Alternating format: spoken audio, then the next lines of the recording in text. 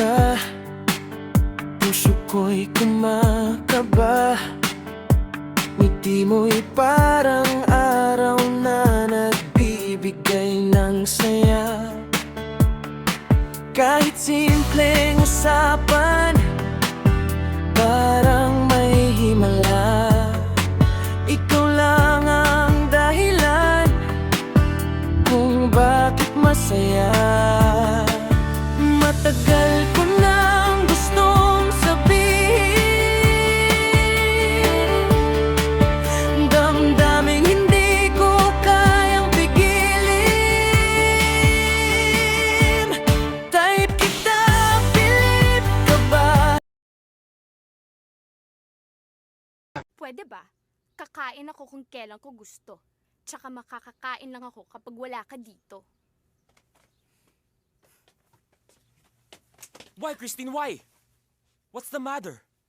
Why so anger? Alam mo, isang bala lang ilalagay ko dito.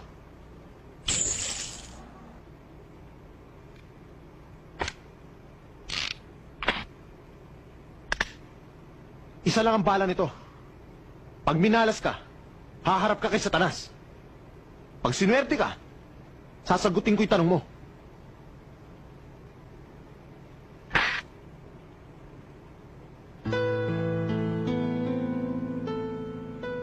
Ano nangyari sa'yo, Joey?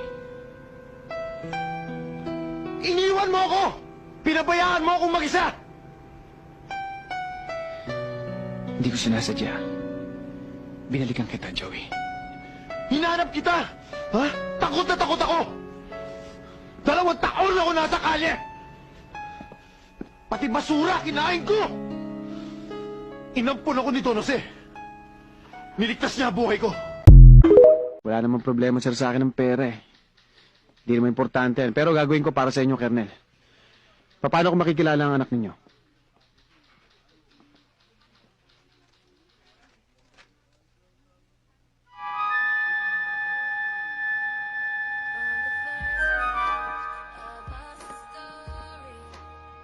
Naku. Pasensya na kayo, sir. Hindi ko magagawa ito. Pahirap itong pinapagawa ninyo. Huwag kayong magagalit, pero kilala ko itong anak ninyo. Mabilis pa sa Thompson ang bibig niyan. Parang amaso na ugali nito. Maganda, pero mataray masyado. Sorry, sir. Pasensyahan muna tayo. Next time na lang, sir. Pumayag ka na, Daniel. Ako ang malalagay sa alanganin pag tumanggi ka. Hindi, hindi. Dodoblehin ko ang pabuya kung gusto mo. Hindi natin pwedeng makuha yan dahil meron naman tayong ibabayad eh makukuha yan. Tatrabahuin ko to. Okay. Doble, no? Doble.